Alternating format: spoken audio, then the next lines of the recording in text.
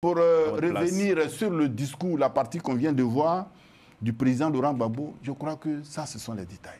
Ah, vous voyez, voilà. En fait, ça, ce sont des détails. On ne m'a pas cité, on n'a pas dit mon nom. Ça, ce sont des détails non. Qui doivent être... Vous avez vu, après le discours de... Non mais Pascal, pardon, mais comment tu peux citer Soro Guillaume, qui est le père de la rébellion en Côte Et Soro Guillaume, d'autant plus que Soro Guillaume qui a refusé de valider l'amnistie que... Non, vous savez, je vais vous dire une chose. Oui. Nous, on ne se croit pas à ce stade-là. On est au stade où il faut faire des sacrifices pour sauver une nation. Justement. C'est à ce stade-là que nous sommes. Blé Goudé lui-même, il a dit dans une vidéo que j'ai regardée, pour dire c'est pas Gbagbo qui doit parler de moi, c'est moi qui dois parler de Gbagbo. Oui. Donc Gbagbo parle là des gens qui doivent venir nous rejoindre pour mener le combat.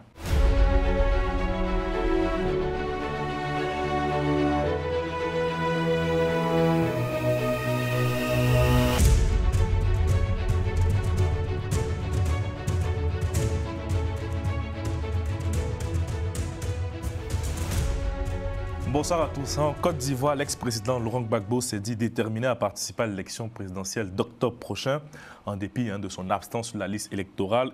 Quelle est la stratégie de son parti, le PPACI? Parviendra-t-il à faire plier le régime du président Ouattara? Pour en parler, je reçois Pascal Logbo, représentant du PPACI en France. Bonsoir Pascal. Bonsoir Khalid. Je suis en compagnie de Jean-Yves Doué, notre chroniqueur. Bonsoir Jean-Yves. Bonsoir Khalid. Et salutations au président Jean-Paul Leroux qui n'est pas parmi nous aujourd'hui. Pascal, comment va le PPACI? Oh, très bien. Nous allons très bien, le parti va bien. Nous continuons le combat de l'élection du président Laurent Gbagbo. Donc le parti va très bien. Est-ce que le PPACI est dans un état belliqueux? Non. On parle de bagarre là, donc... Oh, la bagarre, c'est la résistance que nous avons toujours faite. Donc, nous ne sommes pas dans un état belliqueux du tout. Au contraire, nous sommes dans la position d'un parti qui réclame des règles démocratiques pour des élections démocratiques. Donc, nous continuons notre combat. Et ce que je peux vous dire ici, c'est que le président Laurent Gbagbo sera sur la liste électorale et il sera élu par les Ivoiriens. Et le 25 octobre, il sera le président de la Côte d'Ivoire. Est-ce qu'en fait, ça, ce n'est pas une forme de genre de déni? Parce que là, on constate clairement que le parti au pouvoir a en fait... ils ont carrément exclu tout le monde. Et dans les discours du parti au pouvoir, on sent quand même une certaine forme d'assurance. Et ils ne sont pas prêts à écouter l'opposition, ils ne sont pas prêts à organiser un dialogue politique, ils ne sont prêts à rien. Ils veulent juste aller aux élections. Donc, est-ce que vous, de votre côté, nous dit ici aujourd'hui que le président Laurent Gbagbo sera sur la liste et il sera élu par les Ivoiriens? Est-ce que ce n'est pas une forme de déni? On veut bien comprendre quelle est la stratégie. Parce que là, nous, on assiste à un blocage. On se dit que tout est barricadé. Donc, qu'est-ce que vous pouvez nous dire aujourd'hui pour rassurer les Ivoiriens, pour rassurer ces sympathisants-là du PPACI qui, eux, attendent autre chose aussi? Vous dites un très bon mot. Tout est bloqué. Mais quand tout est bloqué, c'est bloqué pour tout le monde, pour tous les partis qui veulent aller au présidentiel. C'est bloqué pour tout le monde. Et nous ne sommes pas responsables de ce blocus-là. C'est un blocus dont la seule CEI est responsable. C'est elle qui refuse de créer les conditions d'une élection démocratique. Donc s'il y a blocage, il y aura blocage pour tout le monde. Et pour l'instant, nous n'avons pas affaire à un parti au pouvoir. Parce que tous les partis veulent concourent aux élections d'octobre 2025. Nous avons un problème avec la CEI. Pour l'instant, nous avons un problème avec la CEI où nous constatons un parjure du président de la CEI qui refuse de respecter son serment. Il refuse de respecter son serment. Donc aujourd'hui, si nous avons un combat à mener, c'est à ce niveau-là. Parce que j'ai entendu quelque part que le président de la CEI aurait parlé d'une liste dite définitive. Effectivement, c'est ce qui a été publié en juin. Oui, ça m'étonne beaucoup que le président de la CEI parle d'une liste définitive. Pourquoi? Parce que on est quand même dans une république. Une république, c'est le respect des règles. Et nous disons que si ce président de la CEI a vraiment prêté serment, c'est pourquoi je parle de parjure, s'il a vraiment prêté serment, il devrait respecter les tests de la CEI. Regardez, il fut un moment où il dit aux Ivoiriens, parce qu'il s'agit, ce n'est pas des partis politiques, quand le président de la CEI parle, il doit s'adresser aux Ivoiriens, parce que c'est l'argent du contribuable qu'il utilise pour faire le travail. Il dit aux Ivoiriens, je vais faire la RLE, c'est-à-dire l'enrôlement des Ivoiriens. Voilà. Je vais le faire, mais après les élections. Regardez sa dernière déclaration, il dit, je la ferai en 2026. Et la RLE de 2025 qui est déjà financée à la hauteur de 27 milliards, qu'est-ce qu'on a fait? Et qu'est-ce qu'on fait des nouveaux majeurs qui sont devant la porte, qui seront privés de leur droit de vote? Et qu'est-ce qu'on fait des millions d'Ivoiriens qui ne sont pas inscrits sur les listes électorales? On ne peut pas, il n'a pas le droit de priver des Ivoiriens de leurs droits civiques, alors que ces Ivoiriens ont cotisé de l'argent à mettre à sa disposition pour une liste électorale fiable pour aller à des élections. Ok, mais en fait, là, aujourd'hui, vous avez cité une panoplie d'actions que, normalement, la CEI devrait mener. Et ce qui vous fait dire aujourd'hui que la CEI ne respecte pas les textes et tout. Ok, en fait, moi, j'aimerais qu'on pose le postulat. On a la CEI, comme vous le dites, qui ne respecte pas les textes. C'est un fait. On a le pouvoir en place aussi qui veut, coûte que coûte, aller à l'élection avec cette liste électorale-là. Ce que moi, je veux savoir, qu'est-ce que va faire réellement, concrètement, le PPACI? Parce que là, on assiste comme je le disais, à un blocage. Et là, vous nous dites, vous nous posez les problèmes, mais quelles sont les solutions? Que va faire le PPACI concrètement? Bon, c'est ce que j'ai dit tout à l'heure. J'ai dit, la CEI a été créée pour être un arbitre. C'est normal que ceux qui sont au pouvoir avec les milliards de l'État soient prêts à aller à des élections. Avec la complicité de l'organe qu'ils contrôlent avec les milliards de la République. C'est normal que eux, étant dans le confort de la CEI, veulent aller aux élections. Mais nous qui sommes de l'opposition, nous disons que nous sommes dans l'inconfort de la CEI, donc nous ne pouvons pas partir à des élections dans ces conditions. C'est ça qui fait le blocage. Ok, donc dans ces conditions-là, le PPACI n'ira pas à l'élection, si je comprends bien. Si jamais on arrive on est déjà prêt. Okay. On est déjà prêt à aller aux élections. La preuve, nous faisons déjà le recensement des parrainages. Nous sommes prêts. Nous avons tout ce qu'il faut pour aller à des élections avec le président Laurent Gbagbo. Mais il faut respecter les règles. Parce que si les règles ne sont pas respectées, on commence le match. Mais comment on le termine? Justement, là, on assiste à un organe qui ne veut pas respecter les tests. Donc, voilà. Qu'est-ce que vous allez... C'est-à-dire, est-ce que vous allez quand même aller à l'élection, malgré le fait que la CEI ne veut pas respecter? La CEI est en train de créer des conditions d'un affrontement qu'il faut absolument éviter. C'est pourquoi nous interpellons tout le monde. Oui. La CEI, par son comportement partisan, est en train de créer les conditions d'un affrontement. Et nous disons qu'il faut faire en sorte que cet affrontement-là soit évité dans notre pays pour une deuxième fois. Parce que ça a déjà eu lieu en 2010 et en 2020, il y a eu 100 morts avec des têtes coupées. Et on ne voudrait pas arriver à cela en 2025. C'est pour ça que nous nous battons depuis pour dire évitons l'affrontement. Évitons un affrontement à la Côte d'Ivoire. Parce que nous n'accepterons pas qu'on nous vole sous nos yeux nos droits civiques. Voilà ce que nous disons. Je pense que c'est la chose que n'importe quel citoyen peut faire. En France ici, oui. On te prive de tes droits. La seule chose que tu peux faire, c'est de résister. Donc le PPACI est prêt à résister. Résister, et comme je dis Pascal, ce n'est pas la première fois qu'on assiste à un tel scénario en Côte d'Ivoire. Hein. Je pense qu'en 2020, il y a eu cette intangibilité de la part je dis du régime, parce qu'on le constate un peu tous. Dans ce contexte-là, est-ce que le PPACI serait prêt quand même à aller aux élections où on envisage un boycott? Je rebondis sur la question de Jean-Yves parce que c'est un peu ce que tous les Ivoiriens se demandent aujourd'hui, que ce soit les militants du PDCI comme du PPACI, de savoir où est-ce qu'on va. Quel est le cap? Je sais qu'aujourd'hui, le président a adressé un courrier aux Ivoiriens en revenant sur son mouvement Trop c'est trop. Ça, c'est un peu plus large. Mais si le régime en place, si vous voulez, si la CEI continue dans sa démarche, est-ce que le PPACI a déjà une stratégie préparée pour répondre, pour faire face. Et pour compléter la question de Khalil, ce qu'il disait, c'est que en ce moment-là, vous dites que vous voulez éviter un affrontement. Et vous avez en face de vous quelqu'un qui ne veut rien entendre.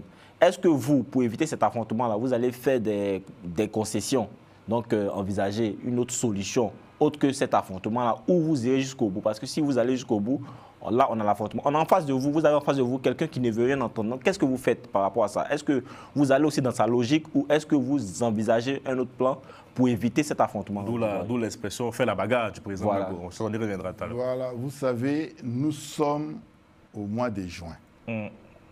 Et nous, notre rôle en tant que démocrates, parce que c'est nous qui sommes les démocrates en Côte d'Ivoire. Les autres, ils sont habitués à autre chose. C'est pour ça qu'ils sont dans cette logique. Nous sommes les démocrates. Et en tant que démocrates, nous sommes en train d'interpeller pour qu'une fracture sociale ne se produise pas dans notre pays, à travers une élection juste, démocratique et inclusive. Je crois que c'est la chose la mieux humaine qu'on peut demander dans un pays. Maintenant, nous faisons tout pour éviter un affrontement. Maintenant, si les gens nous imposent un affrontement, mais l'affrontement aura lieu. D'accord, d'où l'expression. Donc vous assumez le fait que vous êtes prêt à faire la bagarre, comme a dit le président Gbagbo. Si on veut pousser jusqu'à bout, la bagarre dont on parle, la bagarre dont le président Laurent parle, Gbagbo qu'on connaît depuis les années 80-90. Mais quand on parle de bagarre, nous, c'est avec les leviers de la démocratie. Les gens, dès qu'on parle de bagarre, eux en face, ils disent, bon, ils veulent faire un coup d'État. Ça tombe bien. On va l'écouter, M. Bakongo, et puis je laisse réagir. On va écouter M. Bakongo. Et nous informe qu'ils vont faire un coup d'État. Et nous informe qu'ils vont faire un coup d'État. Gbagbo dit qu'ils vont faire un coup d'État. Gbagbo Laurent dit qu'ils vont faire un coup d'État. Tidjane Thiam dit qu'ils vont faire un coup d'État. D'autres également disent qu'ils vont faire un coup d'État. Bien, nous, on les attend. On les attend. S'ils veulent occuper la rue pour créer les prétextes, pour créer les conditions du coup d'État, ben, on sera là pour les attendre. Et on va les ramener à la raison. Vous avez peur, Pascal, quand vous l'écoutez? Ben non. Quand tu es dans ton village, et les gens décident de venir t'attaquer, ça veut dire qu'ils veulent t'amener à abandonner tout dans ton village et t'enfuir. Nous sommes chez nous. Bakongo qui vient de parler est un homme qui appartient à un parti qui est arrivé au pouvoir par coup d'État. C'est pour ça qu'il renvoie tout à un coup d'État. C'est pour ça qu'il parle toujours de coup d'État. Qu'il parle de s'ils sont dans la rue. Mais la rue, elle est démocratique. Dans une république, les manifestations de rue sont un droit. Donc, eux, ils sont au pouvoir. Nous qui ne sommes pas contents, on a droit à la rue. C'est un droit en matière de république. C'est un droit. Donc, notre bagarre, notre affrontement dont nous parlons, mais c'est avec les leviers de la République, avec les leviers de la démocratie. Et il parle de coup d'État. Mais le président Laurent Gbagbo n'est pas un enfant de coup d'État. C'est pourquoi j'ai dit, Bakongo, que vous avez vu, est ministre depuis qu'ils ont commencé à faire la rébellion, depuis qu'ils ont commencé à faire des coups d'État manqués. C'est comme ça que Bakongo est devenu Bakongo en Côte d'Ivoire par les coups d'État. Donc, dans leur tête, tout renvoie à la violence. Mais nous ne sommes pas dans la violence. Vous avez vu que depuis que le président Laurent Gbagbo est venu, les mêmes injustices que Ouattara se disait subir hier, et puis il a créé la rébellion, mais Laurent Gbagbo subit ces injustices. Mais il appelle toujours au dialogue. Nous appelons au dialogue pour éviter un affrontement. Voilà ce que nous disons. Nous appelons au dialogue pour éviter un affrontement dans notre pays qui sera plus grave que 2010. Eux-mêmes, ils seront surpris de ce qui va se passer parce que le peuple n'est pas dupe. Dans une république, le pouvoir appartient au peuple. Donc, nous sommes en train de travailler avec le peuple qui souffre, le peuple qui a été oublié. Parce que le monsieur que vous venez de voir, ce sont des messieurs qui sont sortis des maquis et qui sont devenus des bourgeois. Ils se sont embourgeoisés au pouvoir depuis 15 ans. M. Bakongo. M. Bakongo. Il était professeur d'université, non? Il était professeur d'université, mais on connaît les salaires d'un professeur d'université. Les Mercedes à 800 millions qui roulent aujourd'hui, un professeur d'université ne pouvait pas les rouler hier. Donc, ce que je suis en train de dire, je dis que quand le président Laurent Gbagbo dit on va se bagarrer, c'est un démocrate. Il n'y a pas de volonté de coup d'État. Mais non, ça ce n'est pas dans nos... clarifier parce que ce n'est pas dans nos formations, ce n'est pas dans notre formation idéologique. Le président Gbagbo que nous suivons est le père de la démocratie en Côte d'Ivoire. Il n'a jamais parlé de coup d'État. Il n'a jamais parlé de prendre des armes. Mais eux, là, comme ils sont formés par les mentors, par les coups d'État, les rébellions et autres, dès qu'on dit on va descendre dans les rues, oh, nous aussi on va descendre. Mais avec les machettes, on les connaît. Mais nous ne sommes pas à ce stade-là. Nous sommes des démocrates. Bien. Pascal, il y a eu aussi un discours, durant, il y a eu des propos du président Gbagbo qui ont fait réagir lors de son discours à Port-Bouët ce samedi. Je vous propose d'écouter, on va réagir dans la foulée. Chers amis, on a publié une liste sur laquelle il n'y a pas le nom de Gbagbo Laurent. Est-ce que vous avez compris ça?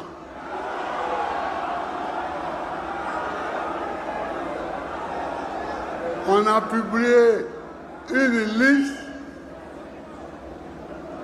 sur laquelle il n'y a pas Cheikh Tidiane Thiam, sur laquelle il n'y a pas Soro Guillaume, etc.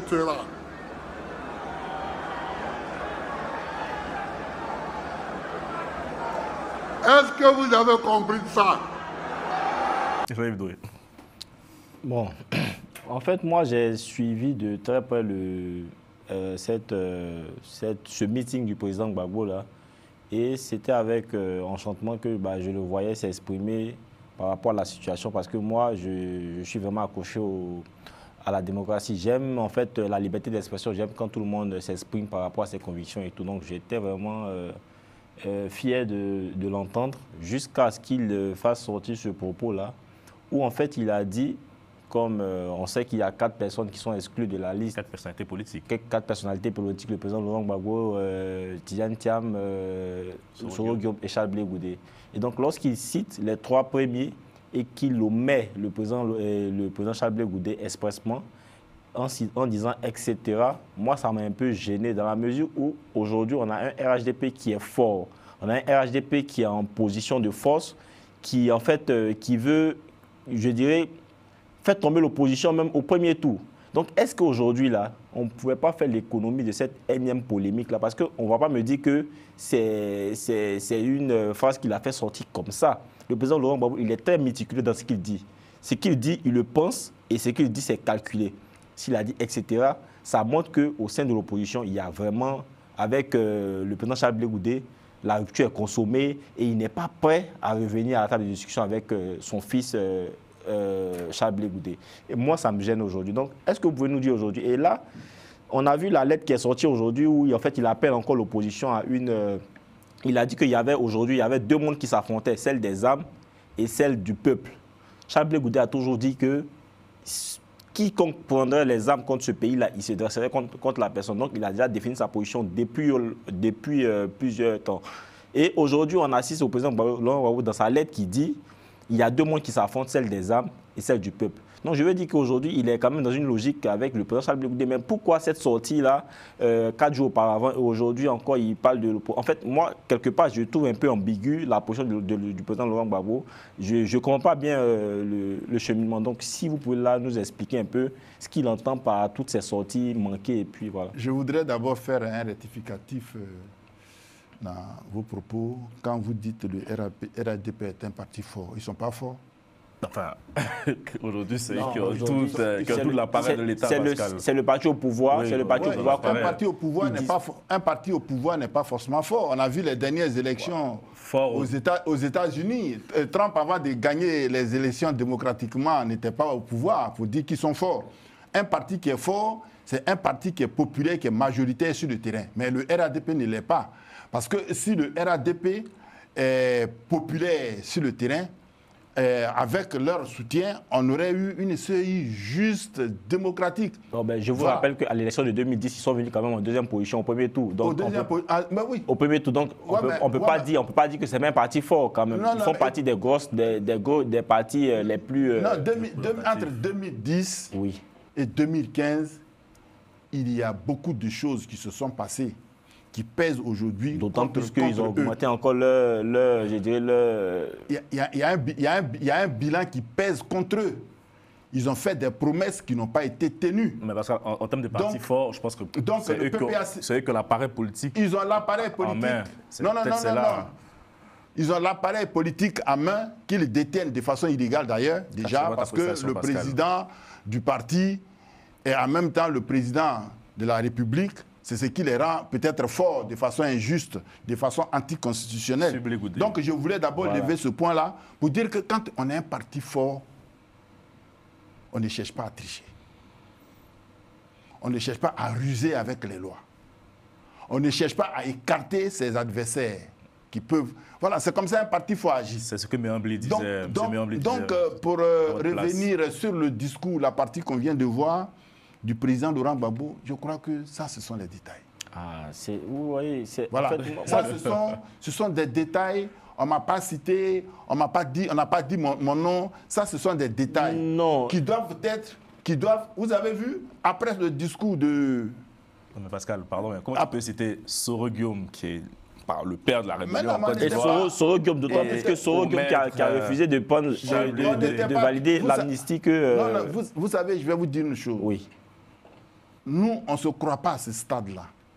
On est au stade où il faut faire des sacrifices pour sauver une nation. Justement. C'est à ce stade-là que nous sommes. Blé Goudé lui-même, il a dit dans une vidéo que j'ai regardée, pour dire que ce n'est pas Gbagbo qui doit parler de moi, c'est moi qui dois parler de Gbagbo. Oui. Donc, Gbagbo parle là des gens qui doivent venir nous rejoindre pour mener le combat. Non, mais monsieur Pascal... Voilà. Donc, je crois que ça, pour nous... Franchement, aujourd'hui... J'ai vu, vous avez... Attendez, je n'ai pas fini. Oui, allez-y. Après l'intervention du président, j'ai vu des gens qui ont commencé à parler d'etc., de 3 points de suspension. Mais Blé Goudé a toujours dit que Laurent Gbagbo, c'est son papa. Oui. Voilà, donc quand le père cite les autres qui peuvent venir l'aider, qui n'a pas cité son fils, ça ne poserait pas un problème. Il faut voir les choses autrement. Le problème, c'est pas du côté de Blé Goudé, mais c'est du côté aujourd'hui des partisans de Laurent Gbagbo qui utilisent cela pour creuser encore plus le fossé qu'il y a entre... Tous ceux qui sont... Vous savez, moi, je suis... En fait, moi, je viens. J'ai dit qu'on pouvait faire l'économie de cette énième polémique-là. Et moi, pour ajouter une question, moi qui vous parle, je suis le représentant du président Laurent Gbagbo en France. Et vous avez des relations avec le COJEP France? Nous avons un discours officiel. Et c'est au nom de ce discours officiel-là que je parle. Ceux qui sont sur les réseaux ne sont pas forcément... Ça va faire simple. Vous avez des relations avec le COJEP ici en France, votre parti politique? Mais on n'a pas de problème. Vous avez des activités ensemble? Mais pour l'instant, il n'y a même pas d'activité entre partis politiques. Mais quand il y a des manifestations, on invite tous les partis. Même le COJEP? On invite tout le monde. Ceux qui peuvent venir, viennent. Tu ne peux pas faire une soirée, une organisation et puis écarter les autres. Moi, avec le courrier, le président Laurent Gbagbo a adressé aujourd'hui un courrier important au peuple de Côte d'Ivoire, où il dit « Allons au-delà des clivages politiques. Allons au-delà de nos intérêts personnels. » Mais quand tu traites un allié politique, etc., tu ne peux plus mieux ratisser là, je ne peux plus rassembler, en fait. Mais tout à l'heure, je l'ai expliqué. Ah bah, en fait, Pascal, moi, quand je vais en combat, les gens que je n'ai pas appelés, c'est ceux qui viennent de l'extérieur et qui peuvent venir m'aider. Ah, donc vous pensez que Blé Goudé, c'est quasi assuré que... Lui-même, il a toujours dit que Gbagbo est son papa. Oui, mais... il est aussi un homme politique qui a besoin qui mérite le même respect que... Il a dit, lui-même, il le dit. Si vous lui posez la question aujourd'hui, il va dire que Gbagbo, c'est mon père. Oui, il a toujours, je ne vois pas pourquoi, il a toujours dit ça parce que... Si le père n'a pas cité le fils, ça pose un problème. Non, ça pose un problème, ça pose un problème. Après le courrier du président Laurent Gbagbo au peuple de Côte d'Ivoire, aujourd'hui, nous devons partir sur des bases qui appelle à un rassemblement historique de tout le peuple ivoirien pour délivrer la patrie en otage. Bien, on va avancer sur ce courrier, effectivement, Jean-Yves. Vous voulez faire un bilan aussi de l'appel de Beaunois, parce qu'il faut qu'on revienne après. Oui, en fait, on avait l'appel de Beaunois. Donc aujourd'hui, moi, j'aimerais savoir qu'est-ce qu'il en est concrètement, parce qu'on a eu l'appel de Beaunois, on n'a pas eu de bilan. quels sont les partis qui vous ont rejoint dans cet appel-là? Et puis aujourd'hui, on passe de l'appel de Benoît au mouvement Trop c'est trop. Vous nous expliquez la dernière fois que c'était une continuité. Mais bien avant de parler de la continuité, on peut faire quand même le bilan pour chercher à savoir quels sont les partis qui nous ont rejoints et comment s'est passée la lutte. Où est-ce que vous en êtes? C'est-à-dire quel est le statut de cette lutte-là, de cet appel-là plutôt?